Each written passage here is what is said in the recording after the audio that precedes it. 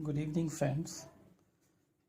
कल हम लोगों ने फर्स्ट कर्नाटक वॉर के बारे में पढ़ा था। आज हम लोग सेकंड कर्नाटक वॉर के बारे में पढ़ेंगे।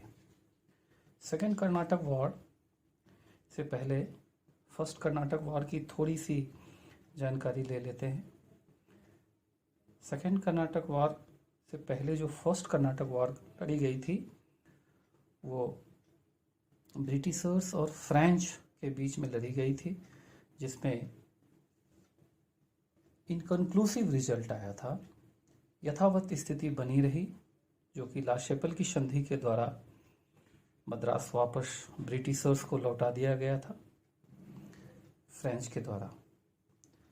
डुप्ले जो फ्रांसीसी गवर्नर था बहुत महत्वाकांक्षी था, और हमने जैसा कि कल पढ़ा था कि फर्स्ट कर्नाटक वॉर में कई चीज़ें बाहर निकल के आई थी, जैसे कि भारतीय सेना की जो समुद्री कमजोरी और ज़मीन पे भी रण कौशल थी उसकी कमी निकल के आई थी, और ब्रिटिशर्स की जो समुद्री सेना थी उसकी मजबूती उभर के आई थी, और फ्रेंच को यही मजबूत करना था।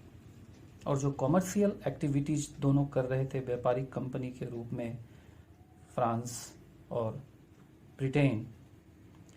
फ्रांस का जो गवर्नर था महत्वाकांक्षी था, अब भारतीय राजनीति में वो अपनी व्यापारिक गतिविधियों को बढ़ाने के लिए हस्तक्षेप करने का प्रयास कर रहा था।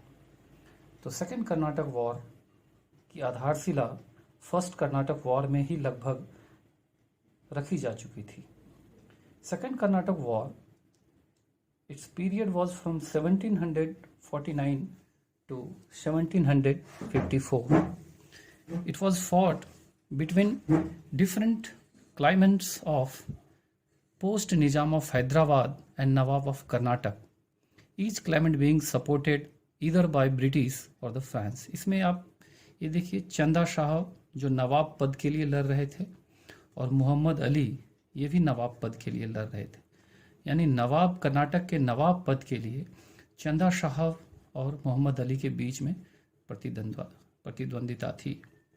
वैसे ही हैदराबाद के निज़ाम पद के लिए मुजफ्फर जंग और नासिर जंग के बीच में प्रतिद्वंदिता थी, और इस तरह चंदा शाह मुजफ्फर जंग का साथ फ्रांसीसी सेना देती है, और मोहम्मद अली और नासिर जंग का साथ ब्रिटिश सेना देती है। ये एक आउटलुक है सेकेंड कर्नाटक वॉर का। अब हम देखेंगे कि एक्चुअल सेकेंड कर्नाटक वॉर एक ट्राइपाट्रिएट अंडरस्टैंडिंग के बीच हुई थी, जिसमें हम देखते हैं कि फर्स्ट कर्नाटक वॉर के बाद एक पावर डेमोन्स्ट्रेशन होता है कि यूरोपियन वेल ट्रेंड आर्मी जो है वो काफ़ी एफिशिएंट है इंडियन आर्मी से। So we can say that the well trained European army and the less efficient Indian army both were known to the France, Britishers and Indian nawab also. अभी France का जो governor था duplex, वो चाहता था इस स्थिति का फ़ायदा उठाने के लिए और अपने इन्फ्लुएंस को भारतीय राज्यों के बीच प्रभावित करने के लिए।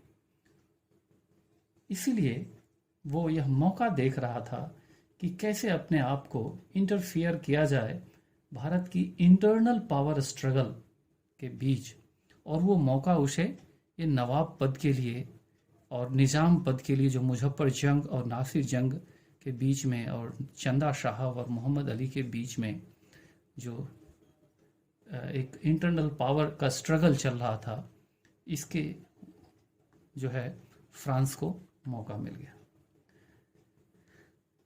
जबकि यूरोप में पूरी तरह से फ्रांस और ब्रिटिश के बीच एक पॉलिटिकल स्टेबिलिटी का क्लाइमेट बना हुआ था, लेकिन सॉदर्न इंडिया में दोनों कंपनियां अपनी प्रभुत्व के लिए जो है एक दूसरे को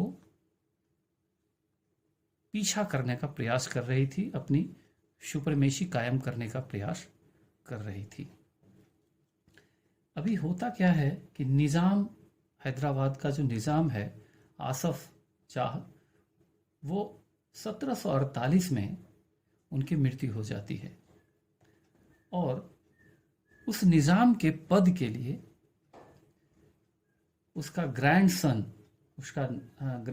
नाती से है संबंध यहाँ, मुजफ्फर जंग, और उसका सन नासिर जंग के बीच में उत्तराधिकार के लिए, पावर के लिए, निज़ाम पर पोर्टफोलियो लेने के लिए एक लड़ाई हो जाती है। ठीक है। दूसरा, फर्स्ट कर्नाटक वॉर में हमने देखा था कि जो औरकाट का नवाब अनबरुद्दीन था, तो अनबरुद्दीन जो है वो नासिर जंग का साथ देता है। अनबरुद्दीन नासिर जंग का साथ देता है। हम इस दूसरे स्लाइड में इसको देखेंगे कि जो इंग्लैंड और फ्रांस के बीच में इसमें लिखा हुआ है कि पीस थी यूरोप में 1748 में निज़ाम ऑफ हैदराबाद, अभी हमने देखा निज़ाम ऑफ हैदराबाद आसफ जाह प्रथम, उसकी मृत्यु हो जाती है।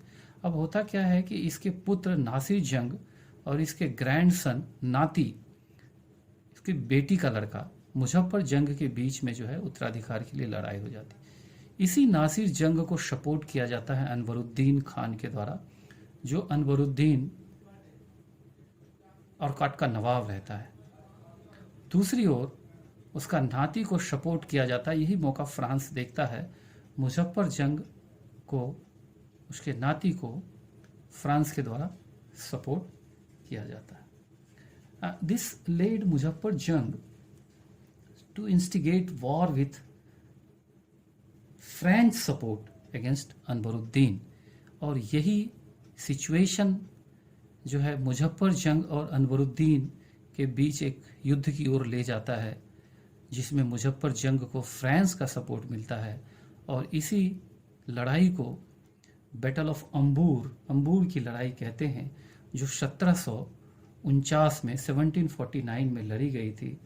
और इसी लड़ाई में अनवरुद्दीन खां, जो कि औरकाट का नवाब होता है, उसकी हत्या हो जाती है। अब देखिए, जो पद निज़ाम के लिए लड़ाई हो रही थी, अब नवाब का पद भी खाली हो गया, चूंकि अनवरुद्दीन खां की हत्या हो गई। अब नवाब के पद के लिए जो है मोहम्मद अली, जिसको कि हटा करके बनाया गया था अनवरुद्दीन को, मोहम्मद अली सन ऑफ अनवरुद्दीन का सन जो है, जो मारा, उसका सन जो है मोहम्मद अली रहता है, और चंदा साहब जो दोस्त अली पुराना नवाब को हटाया जाता है, उसका जो है सन इन लॉ रहता है। अभी नवाब पद के लिए मोहम्मद अली जो अनवरुद्दीन का बेटा रहता है, और चंदा साहब जो पुराने नवाब का दामाद होता है, इसके बीच उत्तराधिकार की लड़ाई हो जाती है। अब इस लड़ाई में जो है सभी शामिल हो जाते हैं। अब इस ग्राफ, इससे आपको पता लग जाएगा, नवाब पद के लिए चंदा साहब और मोहम्मद अली आमने सामने रहते हैं। निज़ाम पद के लिए मुजफ्फर जंग और नासिर जंग आमने सामने रहते हैं। इस लड़ाई में मोहम्मद अली, नासिर जंग को ब्रिटिश साथ देते हैं, चंदा साहब और मुजफ्फर जंग को फ्रेंच साथ देते हैं। ये एक सिनेरियो हो जाता है। अब इससे हम देखते हैं कि एक ट्राईपाट्रिएट अंडरस्टैंडिंग हो जाती है, वेरियस पावर के बीच में एक त्रिपक्षी है, एक अंडरस्टैंडिंग हो जाती है। और जैसे ही अनवरुद्दीन खां मरता है, मोहम्मद अली भाग करके त्रिची के फोर्ट में छुप जाता है, जो कि उसी का एक पार्ट रहता है, और चंदा साहब अपने आप को नवाब घोषित कर देते हैं। जो अनवरुद्दीन खां का पोर्टफोलियो था, उसका बेटा पिता के मरते ही भाग जाता है त्रिची, और चंदा साहब अपने आप को जो है नवाब घोषित कर देते हैं। दूसरी ओर नासिर जंग और मुजफ्फर जंग के बीच में जो लड़ाई चल रही थी, फ्रेंच फोर्स ने क्या किया कि नासिर जंग को एक युद्ध में मार देता है और मुजफ्फर जंग को निजाम का पोर्टफोलियो दे दिया जाता है। यानी चंदा साहब और मुजफ्फर जंग ये भाग के त्रिची चला गया, इसकी हत्या हो गई। यहाँ पे ब्रिटिश यानी हार रहा है। मोहम्मद अली भाग के त्रिची चला गया, नासिर जंग युद्ध में मारा गया और ये दोनों पोर्टफोलियो होल्डर चंदा साहब को नवाब बना दिया जाता है और मुजफ्फर जंग को भी जो है नवाब निजाम के रूप में इंस्टॉल कर दिया जाता है। ठीक है। बाद में कुछ दिनों बाद मुजफ्फर जंग मर जाते हैं तो इसके बेटे सलावत जंग को बना दिया जाता है। ये किसी लड़ाई में नहीं, ऐसे मर जाते हैं। इसके बाद इसके सलावत जंग बेटा को बना दिया जाता है। अभी क्या है कि इतना काम करने के लिए फ्रांस जो है निजाम से कुछ मांगते हैं और कोरोमंडल कोस्ट के 4 बहुत जो रिच डिस्ट्रिक्ट्स है उसको वो मांग लेते हैं। ठीक है। दूसरी ओर मोहम्मद अली भाग के त्रिची चला जाता है और त्रिची किसके कंट्रोल में रहता है? त्रिची कंट्रोल में रहता है चंदा साहब के, चूंकि चंदा साहब ही नवाब रहते हैं। अभी ब्रिटिश देखते हैं कि फ्रांस ने कैसे पूरा प्रभुत्व दक्षिण इंडिया में अपना जमा लिया है, तो ब्रिटिश ने फ्रांस की पावर को अंडरमाइन करने के लिए, इसके पावर को कम करने के लिए मोहम्मद अली को सपोर्ट कर देता है। और ब्रिटिश का एक बहुत रॉबर्ट क्लाइव क्लर्क से जो गवर्नर बनता है, बहुत एक्टिव सेनापति होता है, उसको ऑरकाट में लड़ाई के लिए भेजी जाती है और कई सीरीज ऑफ लड़ाई होती है जिसमें ऑरकाट की लड़ाई में चंदा साहब को वो हत्या कर देते हैं और मोहम्मद अली को वापस कर्नाटक का नवाब बना दिया जाता है। और ये पूरी लड़ाई चलती है और लास्ट में ये वॉर जो है ट्रीटी ऑफ पौंडीचेरी जो कि 1754 में होती है, उस ट्रीटी ऑफ पौंडीचेरी के द्वारा कर्नाटक का सेकेंड वॉर जो है समाप्त होता है। 1754 में ट्रीटी ऑफ पौंडीचेरी होती है। ट्रीटी जो ये संधि होती है, इससे क्या होती है, ये जो अंग्रेज और फ्रांस हैं, ये अब तक सिर्फ कॉमर्शियल एक्टिविटीज में ही जुड़े हुए थे, लेकिन अब यह दर्शा दिया था कि ये जो सब कॉन्टिनेंटल पॉलिटिकल अफेयर्स हैं इसमें भी ये हिस्सा ले रहे हैं। पूरे कर्नाटक वॉर का रिजल्ट होता है Muzaffar Jang become Hyderabad Nizam and Mohammad Ali became the nawab of Karnataka. ये पूरी स्थिति होती है। एक और आप देखिए इसमें जो सेकेंड कर्नाटक वॉर के बाद डुप्ले जो होती है उसकी काफ़ी आलोचना होती है, क्योंकि ये अल्टीमेट लॉस कर जाता है और वापस डुप्ले को वापस बुला लिया जाता है, कोडेहू को बुलाया जाता है दूसरे गवर्नर को।